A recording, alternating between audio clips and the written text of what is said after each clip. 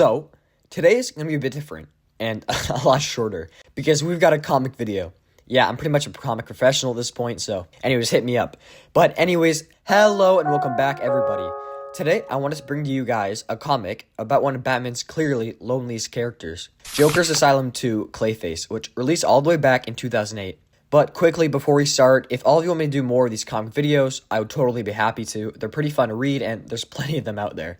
But I'm done yapping. Let's just get into it. So, our story starts off with Joker in a movie theater narrating, then proceeds to get shushed by another person in the theater, and let's just say he didn't take kindly to it. But after that, we cut to a movie theater with big lettering that says Basil Carlo, of course, Clayface, is starring in that night's showing of The Terror. Clayface begins telling us of his dreams of being an actor, what he aspires to be, narrating while we see a kid dressed up as the Terror going to buy a ticket to the film. But he gets rejected because he's not old enough. But that's where the kid makes the first mistake of insulting the film. But as he does this, we see Clay starting to tear out of the ticketer's eyes. He is Clayface. He snaps and goes to attack the kid, but tells him a brief story of why his stage name is Basil Carlo, hoping people will remember it, which most actors want, of course, as Basil now tries to think of his life and what could have been before he became the notorious Clayface. The tragedy of the star he could have been. And we cut back into the past, Basil's past, and we can see him in his earlier days, speaking to a fellow actor, I presume, maybe his agent, but talking about Basil's roles and his dreams of becoming a star in Hollywood.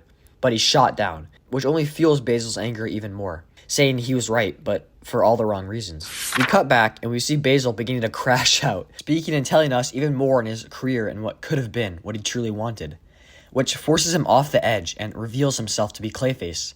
But then an employee of the theater walks out and sees him with Clayface delivering a classic line, saying the star of the Terror isn't Basil Carlo, but Clayface.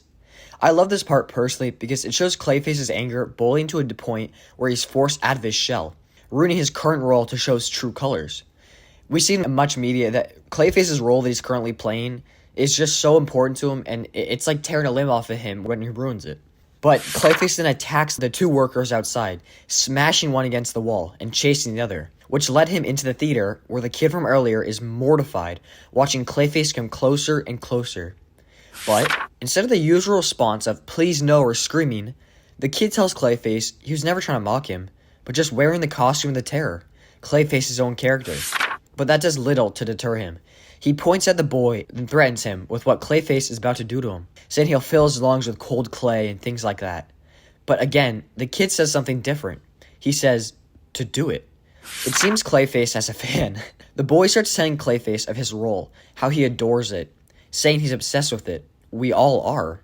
But who's he speaking about? But not just for the Terror he's obsessed with, the character Clayface plays, but himself, Clayface. Telling Clayface he's an inspiration to all of us. Finally, he says if Clayface would absorb him, there's nothing more he would want. The only thing Clayface responds with, you had me at I don't care if I die. Now, we cut to a man we've yet to see the entirety of the comic. The Bat and Gordon. Oh, also Harvey Bullock, but fuck Harvey. Besides in the Gotham show, of course.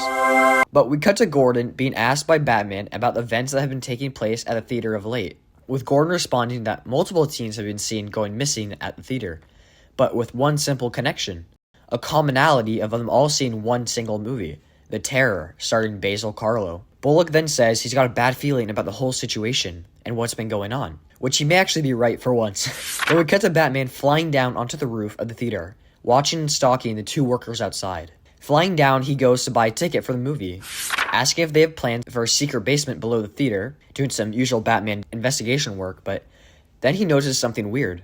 The cashier's clay hand, and he instantly decapitates her.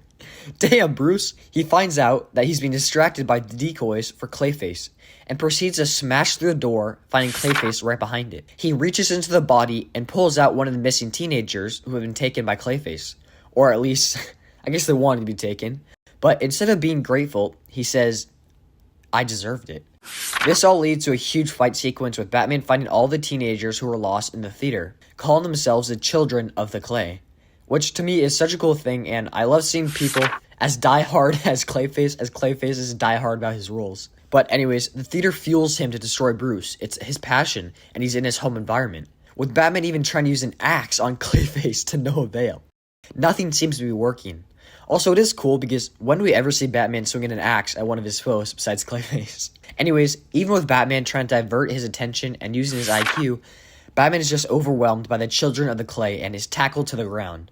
This would never happen to Arkham Batman, but anyways, all of them scream for him to stop attacking Clayface, so the children of the clay can have him instead.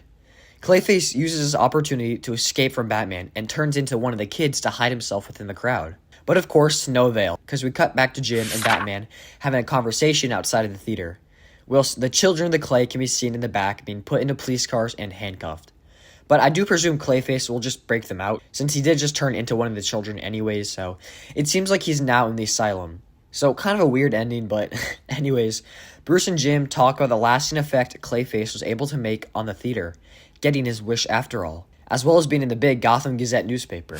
This is what truly Clayface wants, and it's such an addiction for him, and I just love that about his character. But that is where we sadly leave Clayface and Batman, because we come back to Joker talking about Clayface's career and giving some great advice for the youth of Gotham. And that's it. This to me is so cool because all he wants is the role of a lifetime and fame because he could never have it after he became Clayface.